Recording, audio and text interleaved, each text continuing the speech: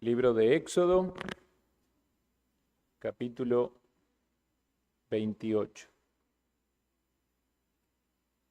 Leo la palabra del Señor, así dice: Harás llegar delante de ti a Aarón tu hermano y a sus hijos consigo, de entre los hijos de Israel, para que sean mis sacerdotes. A Aarón y a Nadab, Abiú, Eleazar e Itamar, hijos de Aarón. Y harás vestiduras sagradas a Aarón tu hermano, para honra y hermosura. Y tú hablarás a todos los sabios de corazón, a quienes yo he llenado de espíritu de sabiduría, para que hagan las vestiduras de Aarón, para consagrarle, para que sea mi sacerdote. Las vestiduras que harán son estas: el pectoral, el efod, el manto, la túnica bordada, la mitra y el cinturón.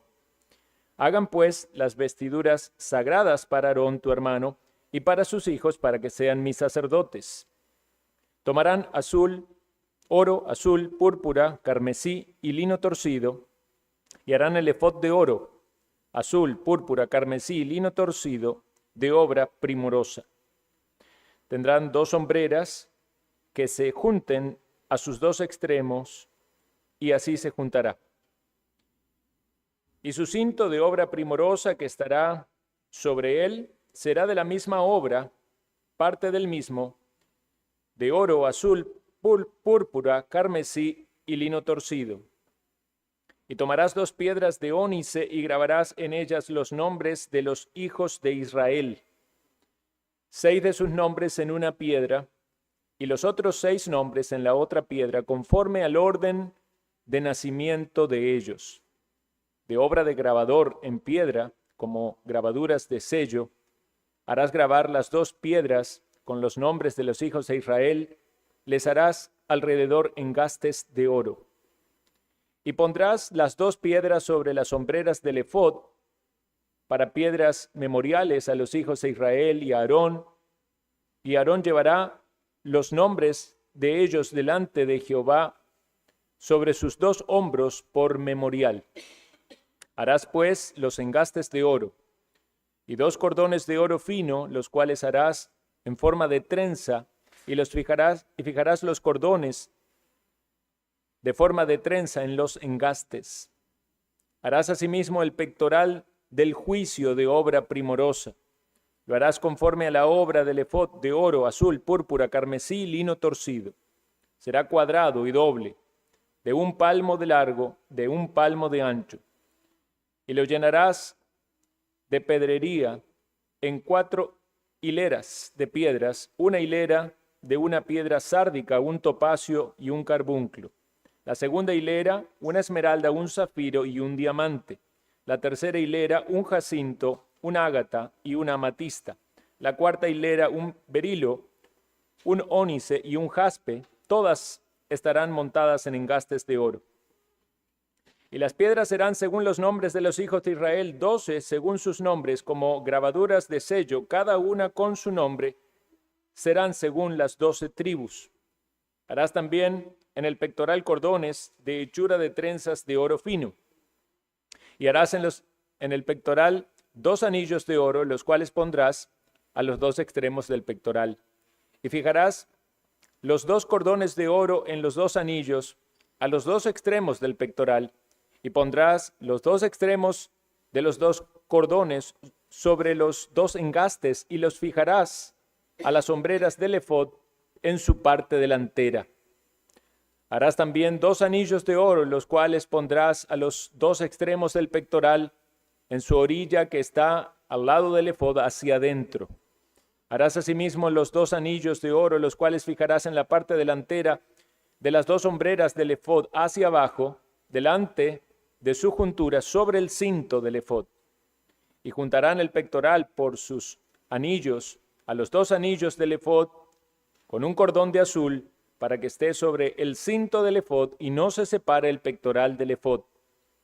Llevará Aarón los nombres de los hijos de Israel en el pectoral del juicio sobre su corazón, cuando entre en el santuario, por memorial delante de Jehová continuamente.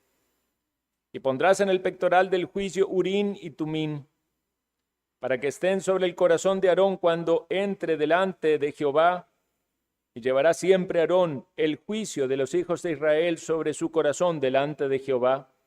Harás el manto del ephod todo de azul, y en medio de él, por arriba, habrá una abertura, la cual tendrá un borde alrededor de obra tejida, como el cuello de un coselete, para que no se rompa. Y en sus orlas harás granadas de azul, púrpura, carmesí alrededor, y entre ellas campanillas de oro alrededor. Una campanilla de oro y una granada, otra campanilla de oro y otra granada, en toda la orla del manto alrededor. Y estará sobre Aarón cuando ministre. Y se oirá su sonido cuando él entre en el santuario delante de Jehová y cuando salga, para que no muera. Harás además una lámina de oro fino y grabarás en ella como grabadura de sello santidad a Jehová.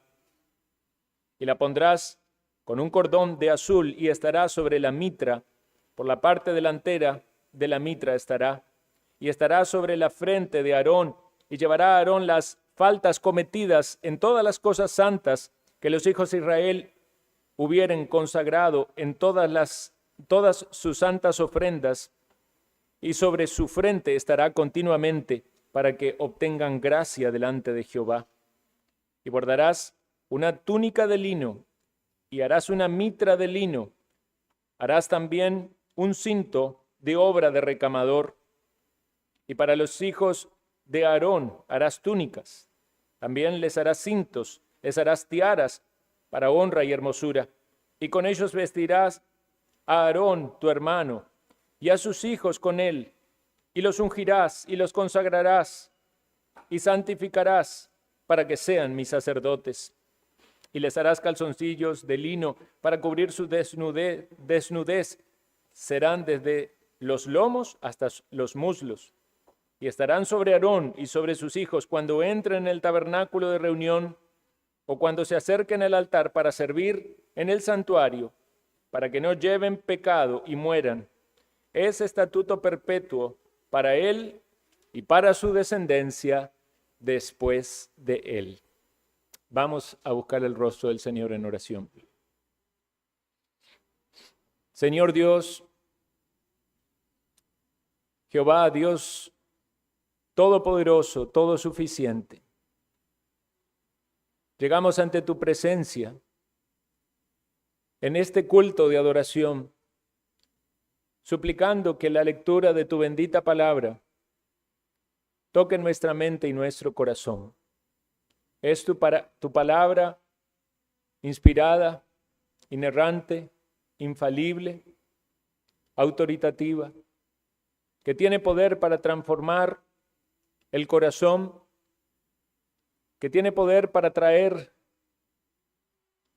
al entendimiento al corazón más duro, que tiene poder para fortalecer el corazón de tu pueblo, animar, traer exhortación, traer consuelo.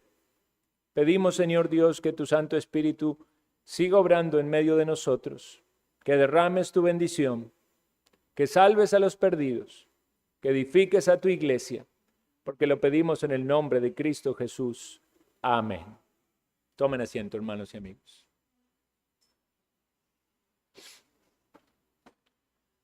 Bueno, me imagino que muchos de ustedes se enteraron de esta noticia que captó la atención de los medios en todo el mundo acerca del asesinato de este joven cristiano llamado Charlie Kirk, que desde su juventud, muy tempranamente, empezó a dar testimonio público de su fe en el ambiente del mundo universitario, con oportunidades de charlas, diálogos y debates, defendiendo su fe en Cristo, como así también posiciones cristianas respecto de los temas controversiales en nuestras sociedades. Un claro defensor de la vida, alguien que se oponía rotundamente al aborto, se oponía claramente a la agenda de ideología de género, movimiento LGTB y demás. Y Como bien saben, entonces él fue asesinado. Hay numerosos videos, reportajes que él había hecho que ahora están saliendo a la luz o que más personas están conociendo. Algunos no lo conocían a él hasta que se enteraron de este evento. Pero lo cierto es que podemos dar gracias a Dios porque Dios ha levantado hombres en el paso del tiempo que han sido de un gran testimonio de consagración, de disposición para servir a Dios en el ambiente o en el entorno al cual Él le ha llamado. Charlie Kirk no era un ministro en una iglesia, era un creyente que tenía esta convicción de predicar el evangelio en estos entornos y así también defender posiciones morales en medio de una sociedad totalmente contaminada por el pecado. Cuando leíamos, hacíamos la lectura bíblica, ahora el hermano leía Filipenses capítulo 3 y leía este texto, pero cuántas cosas eran para mí ganancia, las he estimado como pérdida por amor de Cristo. Lo dice el apóstol Pablo en relación con su llamado, pero ciertamente podemos ver también otras personas que han renunciado a muchas cosas en este mundo con tal de fielmente proclamar el mensaje de Cristo. Quiere el Señor que por medio de un testimonio como ese, y pienso que es algo que está pasando, muchos a lo largo del mundo, inspirados por esa vida y por esa disposición y convicción en el servicio al Señor, en la proclamación del Evangelio y la verdad, se vean inspirados para también tomar decisiones de pasos de compromiso y consagración en el servicio al Señor. Oramos al Señor por un avivamiento. A veces no sabemos qué es lo que Dios va a usar para tocar el corazón de muchos. Y Él tiene sus mensajeros y sus siervos alrededor del mundo. Y damos gracias al Señor por el testimonio que este joven ha dado. Y esperamos y pedimos al Señor que esto genere un impacto positivo en la vida de muchos. Una de las palabras que quizás nos viene a la mente al pensar en su testimonio y en su compromiso con la verdad y con la proclamación del Evangelio es la palabra consagración. Algo consagrado es algo apartado, algo separado, con un propósito. Y lo que acabamos de leer en este largo capítulo, disculpen que estuvieron de pie todo el tiempo, pero quizás hay muchas cuestiones, detalles técnicos, ¿verdad?, que requieren mucho de nuestra atención para poder sacar provecho de la lectura de ese capítulo.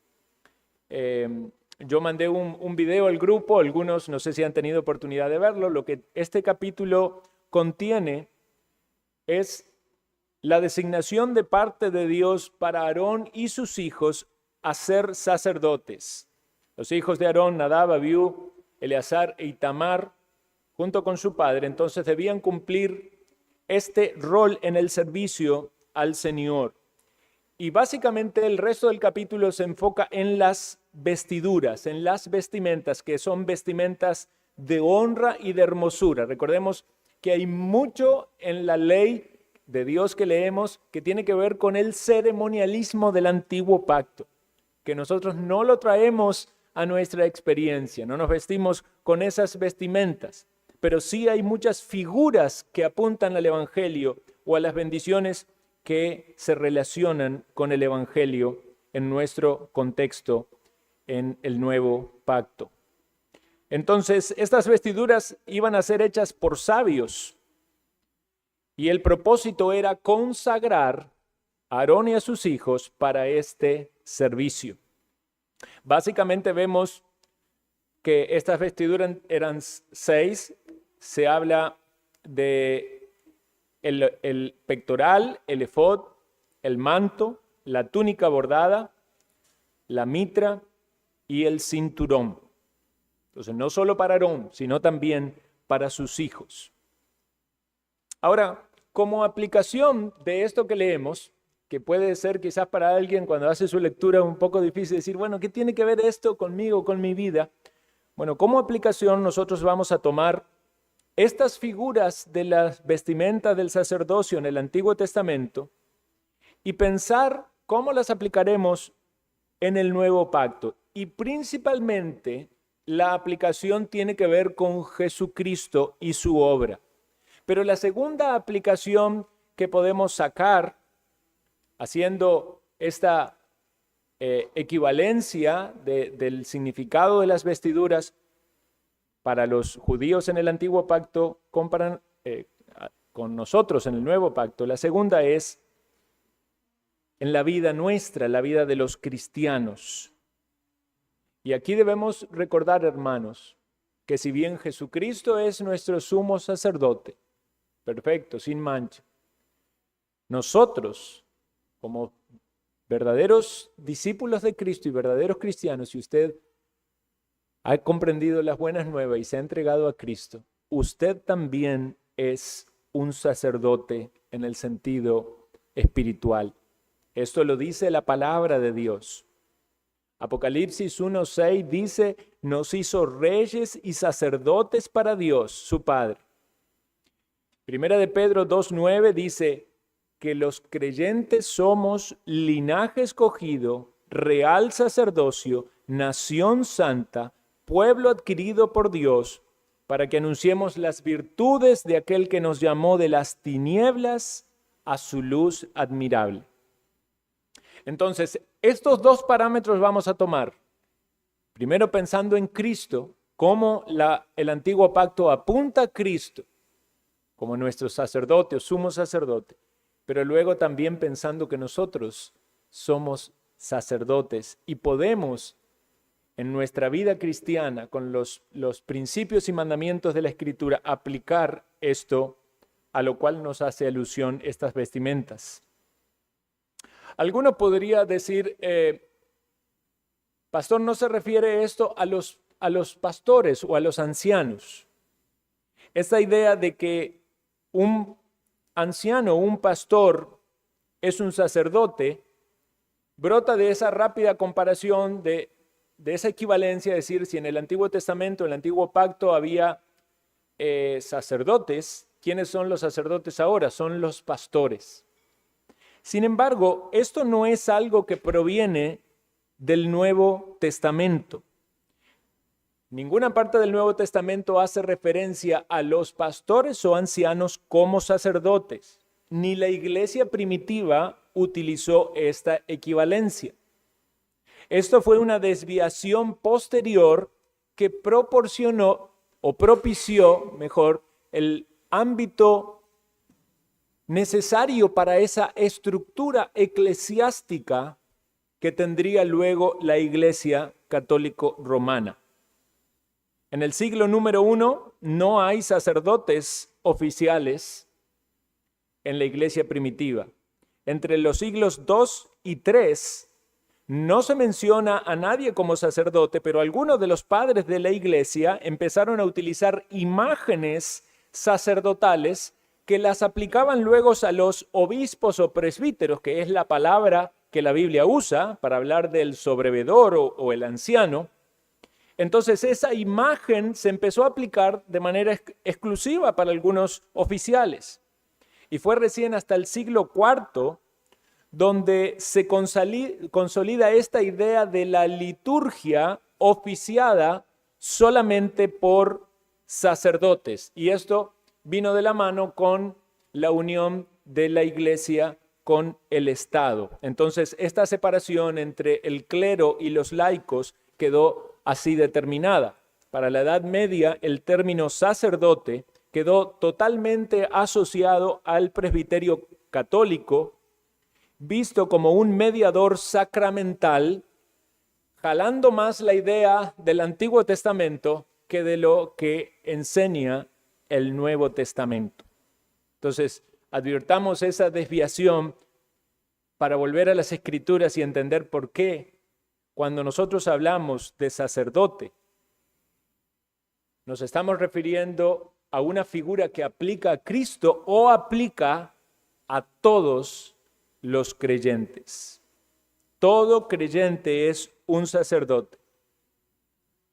Y el único mediador es Cristo Jesús. Esto no minimiza o limita el oficio pastoral de ejercer, de interceder por la iglesia, en muchas oportunidades quizás de escuchar confesiones o de dar un consejo con la guía de Dios, pero tampoco debe confundir al creyente de la necesidad de un clérigo para acercarse a Dios. Usted puede acercarse a Dios por medio de Jesucristo y usted es un sacerdote en el sentido espiritual de acuerdo a la palabra del Señor. Esa es la primera importante aclaración. Luego hay una cuestión de terminología, que cuando alguien lee la Escritura puede tropezar por no tener un entendimiento claro de las palabras. Siempre es muy útil tratar de comprender bien las palabras. La mayoría de las veces cuando alguien no comprende algo de la Escritura, si busca un diccionario y trata de comprender o anotar el significado de cada una de las palabras, el concepto general se va a aclarar. Bueno, algunas pueden ser comunes, por ejemplo, cuando se habla de oro. Todos saben que el oro es un metal precioso. Algunos tienen anillos de oro, entonces saben, o hay cierto tipo de joyería que es de oro, y entonces saben que es un metal precioso. Cuando la Biblia nos habla de lino fino, esto es una especie de tela, es una fibra vegetal de la planta de lino que es hilada, ¿verdad? Y que es caracterizada por un color blanco, blanqueado. Luego se habla de piedras preciosas. Las piedras preciosas, de las cuales hay una gran cantidad de nombres, no me voy a poner a detallar todos los nombres y los colores que tienen. Usted puede buscar allí, ahí se mencionan 12 piedras preciosas. Algunas personas tienen piedras en su casa, quizás porque la encontraron en la playa o algo así, son muy bonitas por su color, por sus matices, pero también hay todo un mercado de piedras preciosas. Quizás algunas pueden ser conocidas cuando se habla de esmeralda, cuando se habla de diamante, pero muchas de estas piedras con colores muy variados eran no solamente valiosas, ¿verdad?, sino muy agradables también a la vista. Entonces, eran parte del comercio en la antigüedad. Posiblemente los judíos tenían todas estas cosas cuando huyeron de Egipto, de las mismas cosas que se desprendieron los egipcios. Entonces, todos estos bienes que Dios les había provisto de esa forma milagrosa, ahora tenían la oportunidad de darlos en ofrenda al Señor para que sean usados para las cosas sagradas. Entonces, hermanos, cuando leemos de estas cosas, evitemos tropezar por una falta de comprensión en el vocabulario. Cuando leemos, por ejemplo, que el texto dice que el efod es de oro, azul, púrpura, carmesí, lino torcido, lo que nos está diciendo allí es que tenía oro, que es un metal, ¿verdad?, precioso, pero también nos está hablando de que había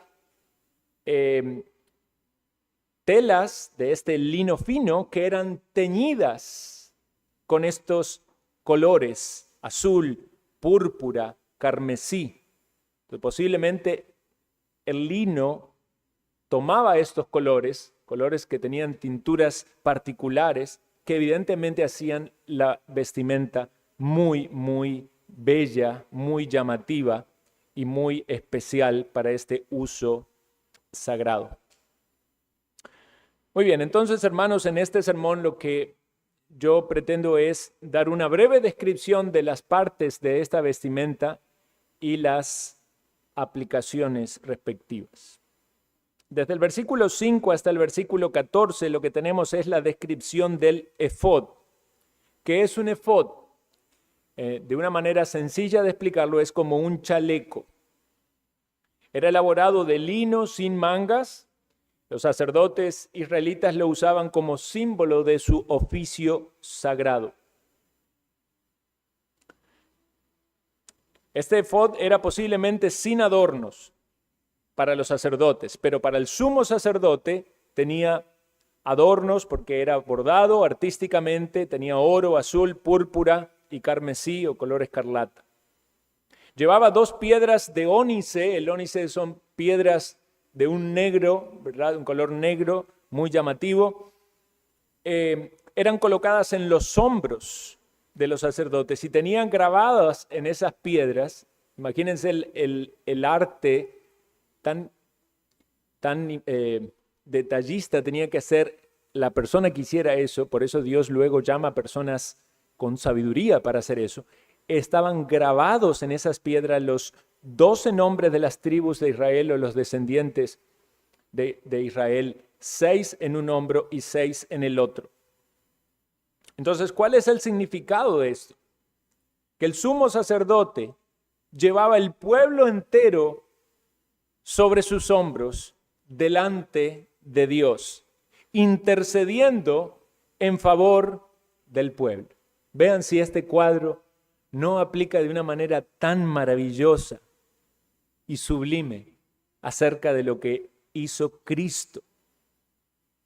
Cristo Jesús cargó a su pueblo, cargó el pecado de su pueblo porque pagó por él, pero también de un sentido lleva a su pueblo a Dios, a la presencia de Dios. Isaías 53:4 dice: ciertamente Él llevó nuestras enfermedades y sufrió nuestros dolores, y nosotros le tuvimos por azotado, por herido de Dios y abatido.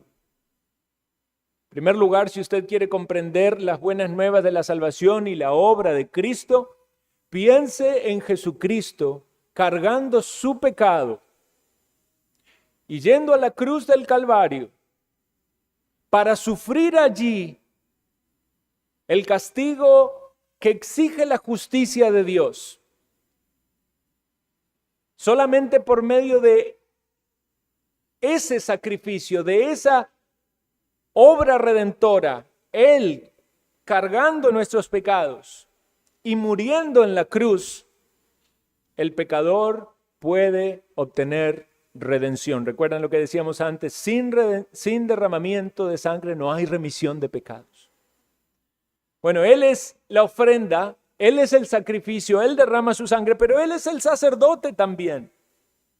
Él carga los pecados de su pueblo y paga por ellos. Primera figura. Pero también, en un sentido, Él nos carga a nosotros para llevarnos a Dios. ¿No recuerdan las parábolas de la oveja perdida? Cuando el pastor deja a las 99, pero sale en busca de la perdida y va hasta que la encuentra, y cuando la encuentra la carga y la lleva de nuevo al redil. Esto es lo que Cristo vino a hacer. Vino a buscar y a salvar lo que se había perdido. Vino a buscar entre esta humanidad sus ovejas, elegidas desde antes de la fundación del mundo, pero que están perdidas, están extraviadas, están en sus pecados, están en sus idolatrías, pero viene Cristo para sacarla de ese mundo de oscuridad y de maldad, cargarlas sobre sus hombros y traerlas al redil. Algunos recordarán la famosa canción de Marco Vidal que decía: he despertado en el redil y no sé cómo, entre algodones y cuidados del pastor. Ese pastor que te fue a buscar, te rescató de tu mundo de maldad, de oscuridad, de perdición. Y quizás no recuerdas exactamente en qué momento o cómo fue. Algunos luchan, ¿verdad?, para comprender el momento exacto de su conversión. Pero te das cuenta de que hay una obra de Dios en tu vida porque estás en Cristo. Viste la puerta, viste el camino, fuiste por él, entraste al redil y quizás pensaste en algún momento que eras tú yendo hacia Dios, pero una vez que tus ojos fueron abiertos te diste cuenta que en realidad fue Cristo que te fue a buscar y te trajo. Espero que esta sea la experiencia de muchos aquí. El Señor vino a salvar, a buscar. Y como sumo sacerdote cargó nuestros pecados y nos trajo también a nosotros a la presencia de Dios. Y nosotros, hermanos, los verdaderos creyentes, somos sacerdotes. Y si vemos en esa obra sacerdotal la compasión de Cristo, también nosotros entonces debemos mostrar compasión. Claro, nosotros no vamos a cargar los pecados de nadie porque Salvador solo hay uno. Pero nosotros podemos compartir de Cristo para que otros vengan a la salvación, porque Dios usa sus instrumentos para llevar las buenas nuevas. Y también podemos compartir nuestras cargas, como dice Gálatas 6:2, llevando los unos las cargas de los otros. Esta tarea sacerdotal de edificarnos y ministrarnos mutuamente no está limitada al clero, es algo que todos debemos hacer. Usted me dice, pastor, ¿cómo lo hago? Bueno, hay muchos tipos de cargas, hay cargas físicas y hay cargas materiales. Se puede asistir con necesidades concretas, como alimento, como alguien que necesite algo particular en lo económico, o con algún trabajo, o con algún servicio. Pero a veces las cargas son emocionales, a veces es escuchar al hermano o es escuchar a la persona que necesita hablar, que necesita consuelo, que necesita ánimo, que está abatido. A veces son cargas espirituales. A veces es necesario llevar a la palabra, guiar en el camino correcto, aconsejar según lo que Dios dice. A veces son cargas morales y cargas compartidas, donde hay una responsabilidad de un lado y del otro. Quizás la responsabilidad de uno es pedir perdón, la responsabilidad del otro es perdonar. Quizás la responsabilidad de uno es tener paciencia con la debilidad del otro. Quizás la responsabilidad del otro es soportar. Hermanos, esto es trabajo sacerdotal. Y para eso hemos sido llamados, porque esto es vida cristiana. Y no diga, no puedo, no estoy capacitado. Has sido llamado por Dios para ser un sacerdote en su obra. Y Dios te ha vestido con todo lo que necesitas para hacerlo. Vístete con el efod. Y si podemos ponerle una palabra, por lo menos una palabra a cada vestimenta, como para tratar de tener un recuerdo, o quizás 2 palabras. Cuando pienses en el efod, cuando pienses en el chaleco, piensa en esta palabra, compasión. Haz la relación. El efod llevaba los nombres de las 12 tribus de Israel para presentarse delante de Dios. Cristo llevó mis pecados, pagó por ellos. Cristo me cargó a mí en sus hombros, me trajo al redil. ¿Qué tengo que cargar yo como parte del servicio a Dios? ¿Cómo puedo yo servir a Dios como un sacerdote? Segundo lugar, se habla del pectoral, se dice pectoral del juicio. Esa era una pieza cuadrada, bordada al igual que el efod, en la cual también se incrustaban 12 piedras. Mejor dicho, estas eran 12 piedras, las otras solo 2. Estas 12 piedras tenían cada una el nombre de la tribu de Israel. Aquí eran 6 y 6, en el pectoral estaba cada piedra con un nombre de los descendientes de Jacob. Estaban colocadas en engastes de oro. Cuando la Biblia dice engastes de oro, significa que estaban incrustadas en una base de oro, la cual era cosida al pectoral con hilos de oro. Por otra parte, el pectoral estaba sujetado al efod, es decir, era independiente del efod, pero estaba sujetado al efod, quedando en el pecho del sumo sacerdote. Y dentro del pectoral, como si tuviera 2 bolsas, se colocaba urín y tumín, que según se entiende eran piedras, 2 piedras para consultar la voluntad de Dios. Estas piedras tenían que estar cerca del corazón cuando se encontraba delante de Jehová. Traten de ver todo el simbolismo aquí. Posiblemente cuando Aarón estaba al pie del lugar santo, delante de la cortina o del velo que limitaba con el lugar santísimo para inquirir en la voluntad de Dios.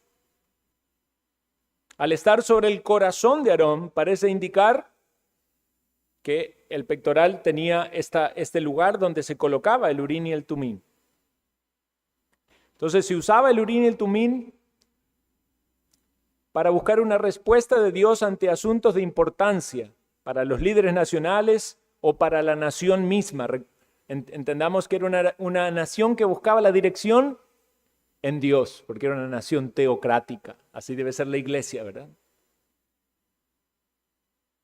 Y hay algo de misterio en el Urim y el Tumim porque no se sabe exactamente y no está detallado en la Biblia cómo era. Los estudiosos dicen que posiblemente eran 2 piedras. Porque Urim significa luz o revelación, Tumim, perfección, verdad. Flavio Josefo, un historiador judío, decía que dependiendo cómo brillaban las piedras, en una determinación se tomaba una decisión u otra. Lo cierto es que Jehová, el legislador de Israel, daba una respuesta al sumo sacerdote acerca de cómo se debía proceder.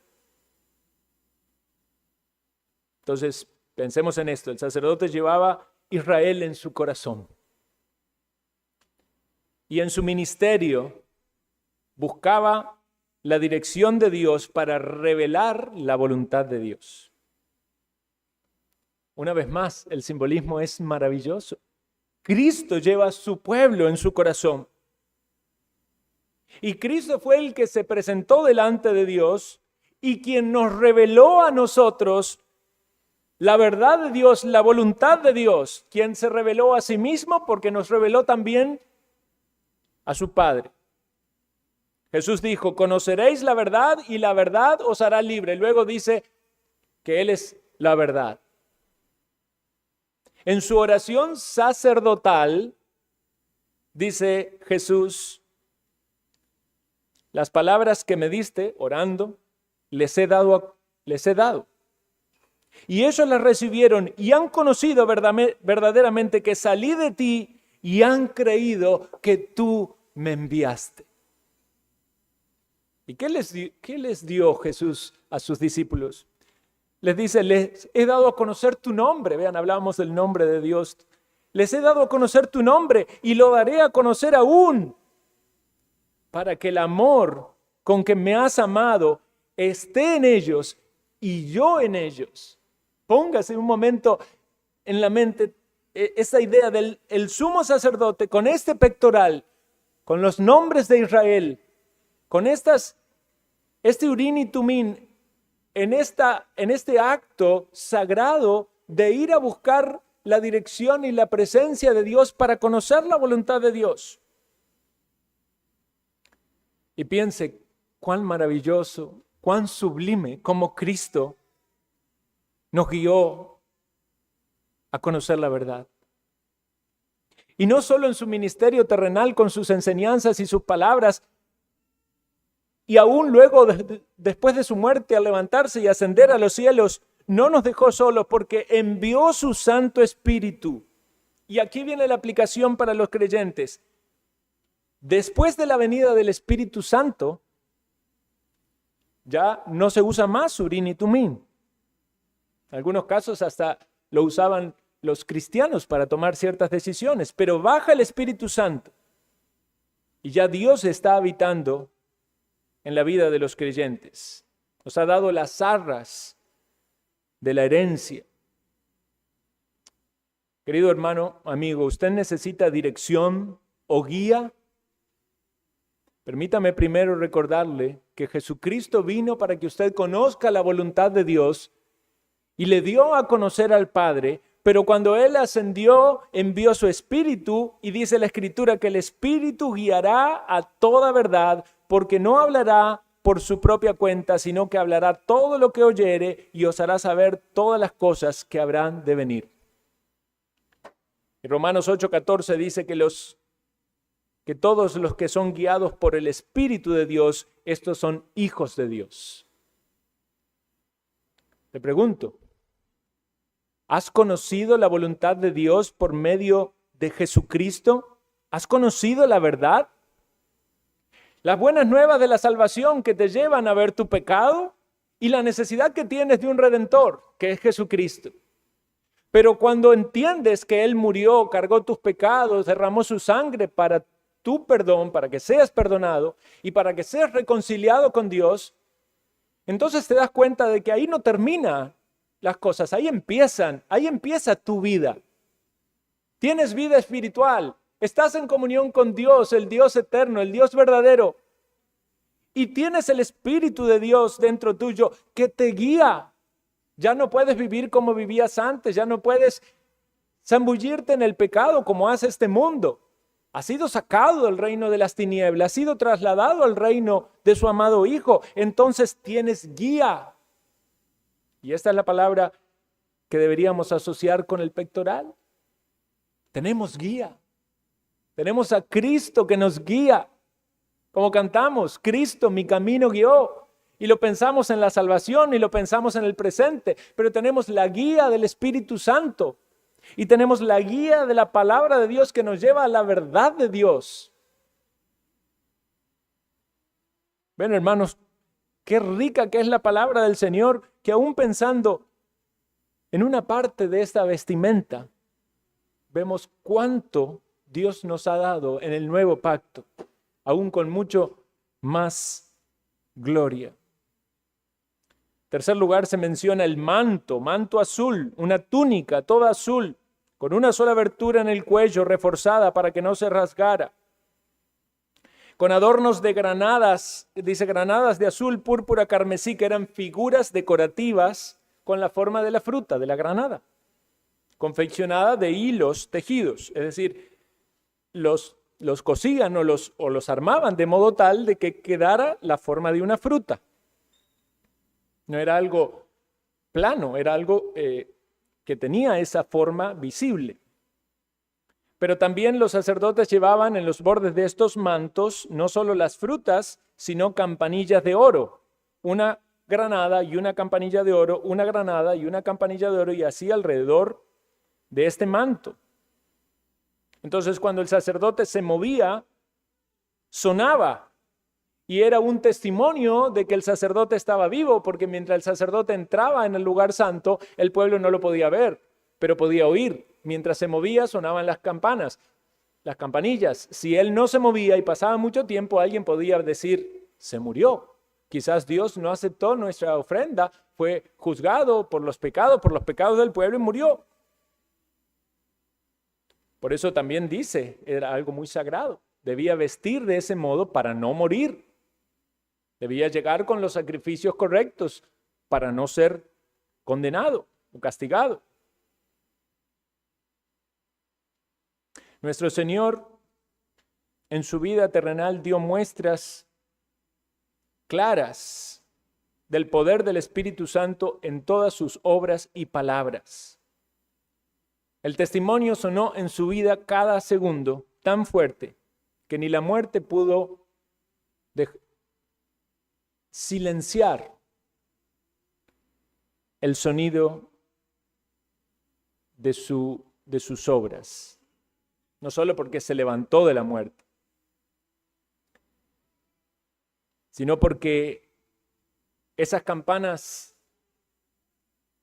estaban sonando y manifestando el testimonio de una vida perfecta, que nunca fue ofreciendo sacrificios por sus propias faltas, sino solo por los pecados del pueblo.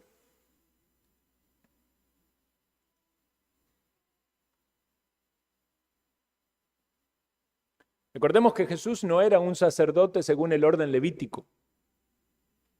Él era sacerdote según el orden de Melquisedec. Y dice Hebreos 7:15,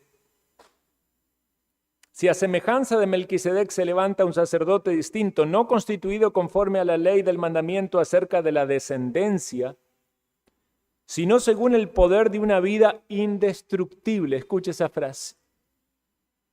Pues se da testimonio de él, tú eres sacerdote para siempre, según el orden de Melquisedec.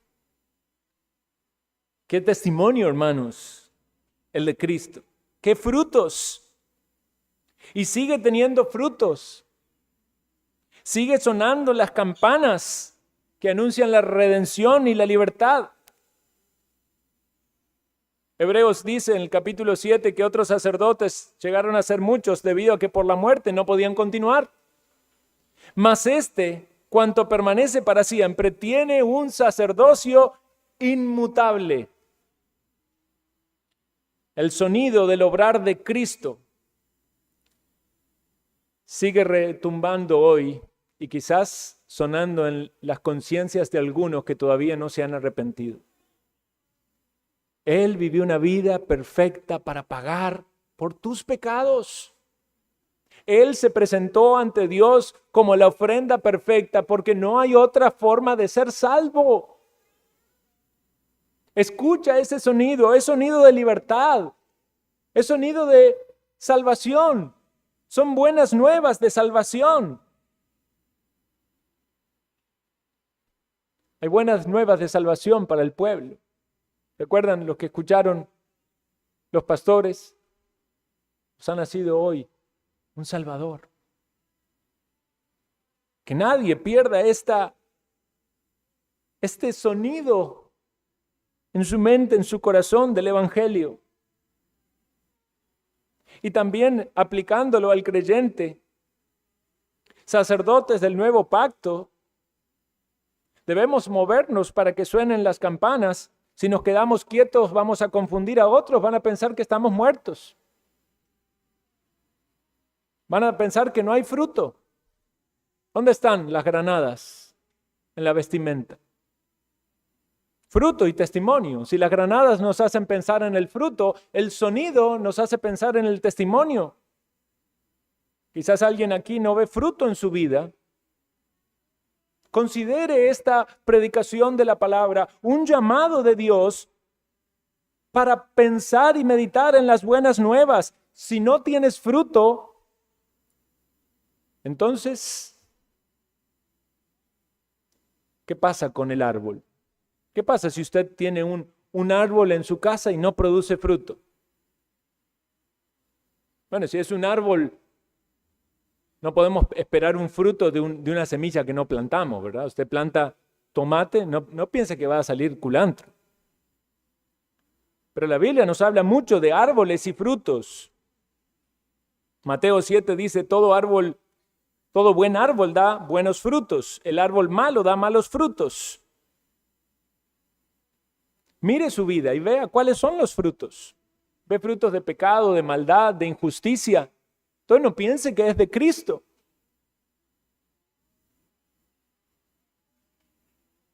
Pero si usted dice, bueno, sí, yo creo ser de Cristo, sin embargo lucho con un montón de cosas, piensa entonces también, ¿cómo está su vida espiritual? Usted tiene un palito allí, quiere que le produzca fruto, ¿qué le van a decir los que saben de planta? Decir, abónelo, riéguelo, pódelo.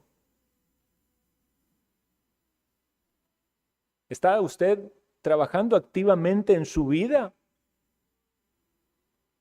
para producir ese fruto? No estoy diciendo que actúe una vida cristiana, no. Si es de Cristo va a producir frutos. Y si no es de Cristo, por más que actúe cualquier cosa, no va a tener fruto. Pero quiero animar a aquellos que son de Cristo y ven su fragilidad y dicen, solo una manzanita, solo una sola fruta y tan débil. Aprópiese de los medios de gracia para nutrir su vida espiritual.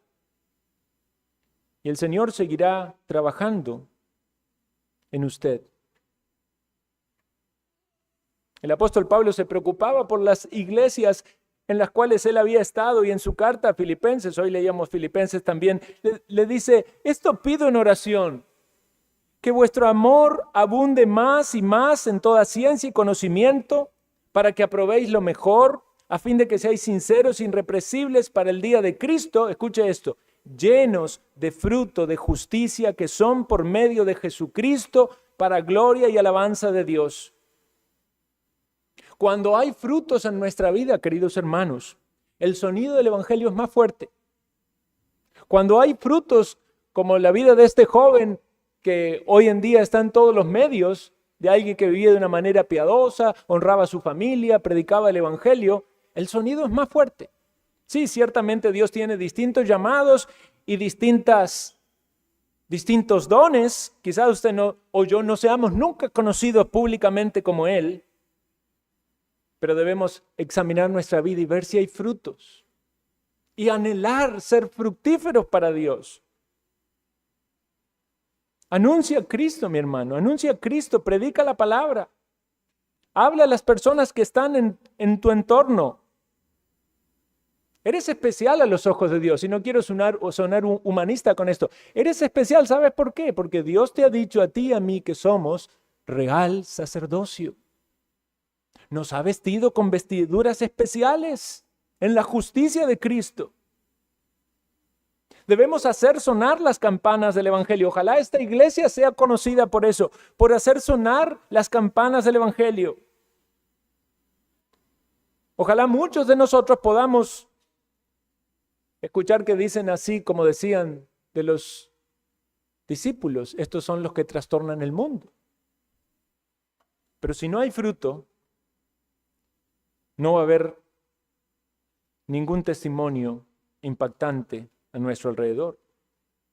Quizás no prediques en un púlpito, quizás no tengas un ministerio multitudinario, quizás no nos conozcan en las redes y si nos morimos no muchos llorarán nuestra muerte, pero donde Dios te ha puesto y con las personas que están a tu alrededor, empezando por tu familia y por tu entorno cercano, por tus vecinos, por tus compañeros de trabajo, de estudio, di, Señor, quiero dar testimonio, quiero tener fruto.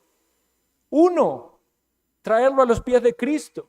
Uno, al cual le pueda aconsejar y guiar con la palabra.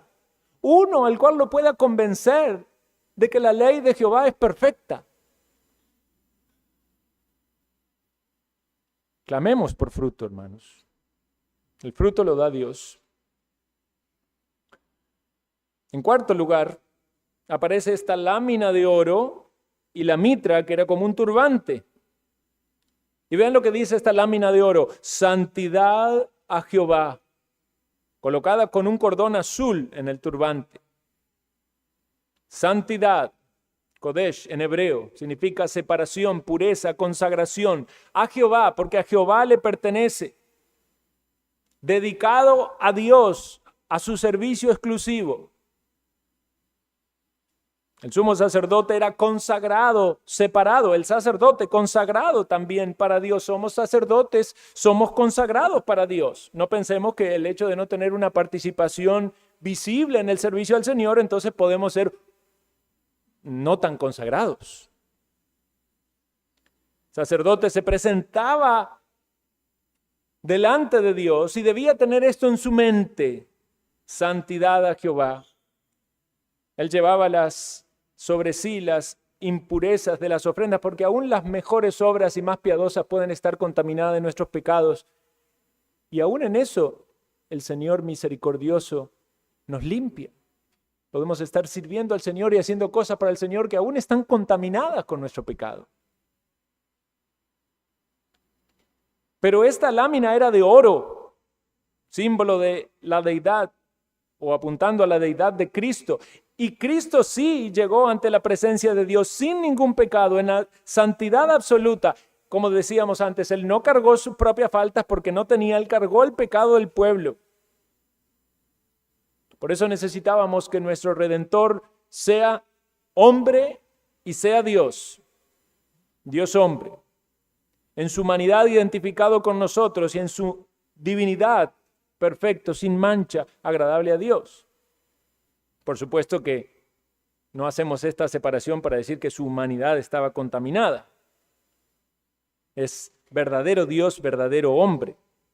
Este es mi Hijo amado en quien tengo complacencia. Solamente Dios hombre, o como dice la Escritura, Jesucristo hombre, nos puede representar ante el Padre.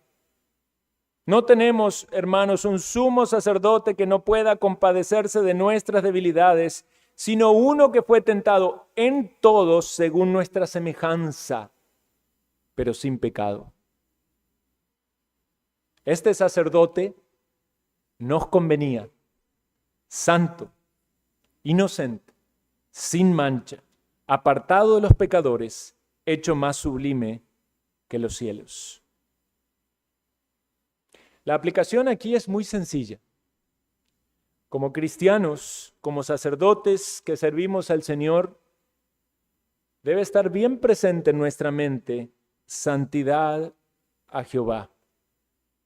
Nuestra vida debe reflejar esta dedicación y consagración a Dios. como un símbolo de que le pertenecemos. Piense por un momento, si esta frase estuviera más presente en nuestra vida, si en nuestros momentos de debilidad, cuando usted está luchando con algo de su vieja naturaleza, algo pecaminoso, si usted escuchara esa voz de los cielos que dice, santidad a Jehová.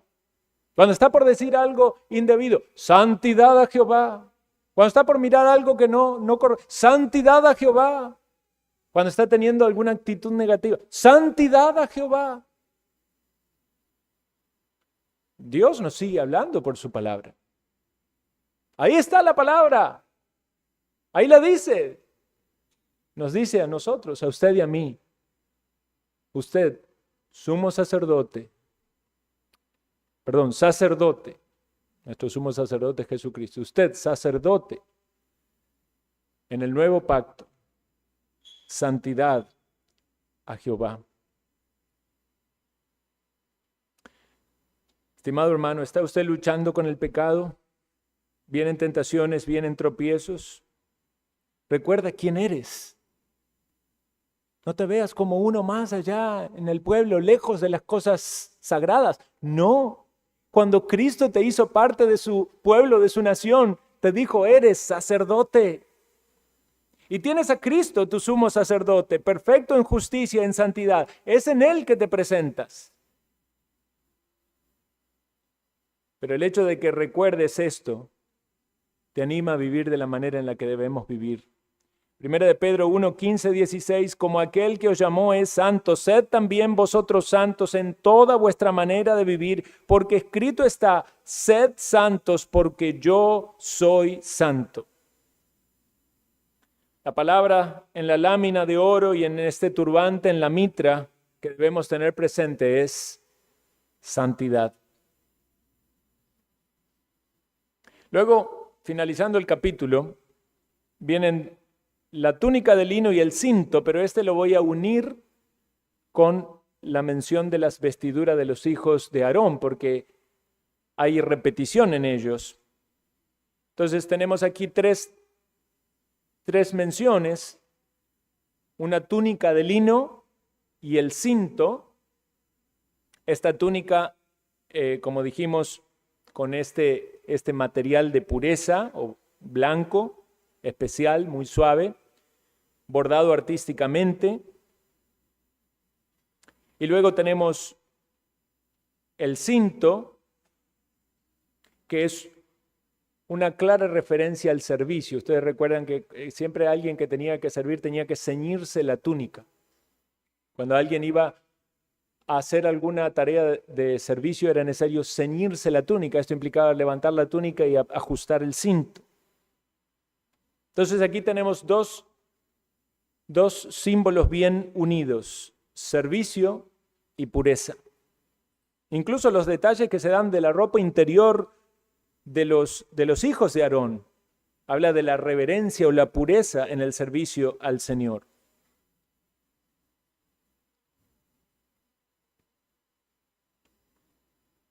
¿Está usted comprometido con servir a Cristo?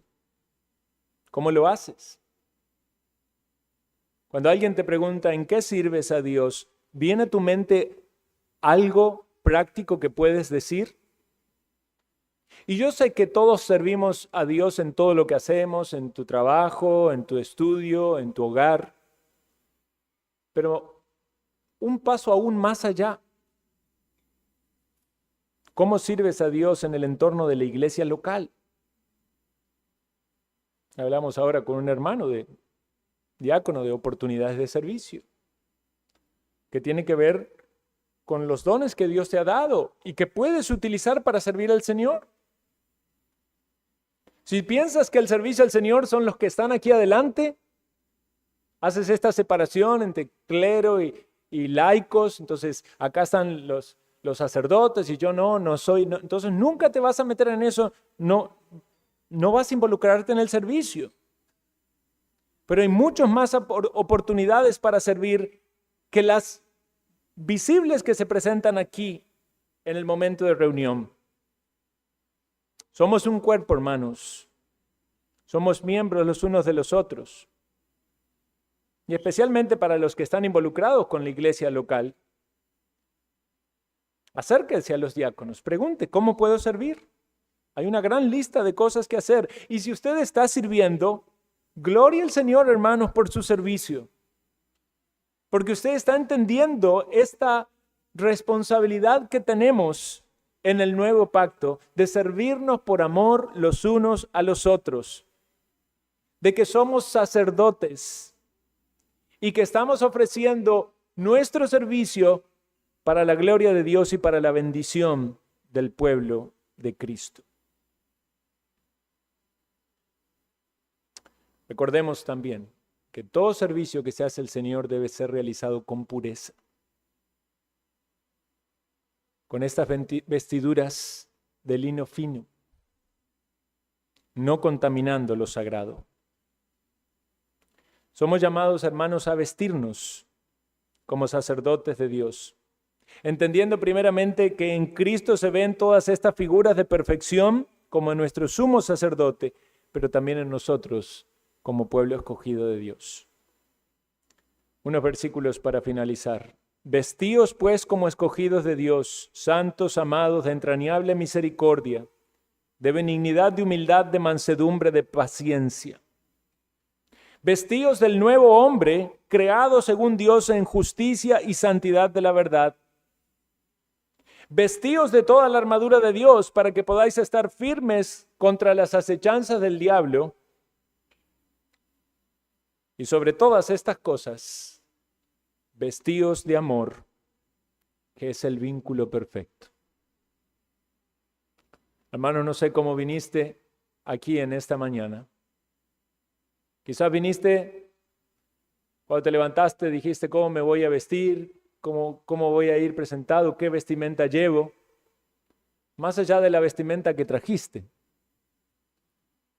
Lo que anhelo en el corazón es que salgas vestido como un sacerdote de Cristo, como un sacerdote de Dios, con estas vestimentas espirituales que necesitamos para ministrar y dar gloria a Dios. Oremos.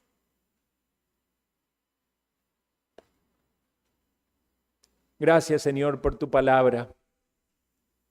Gracias, nuestro buen Dios, por la luz con la que iluminas nuestro corazón.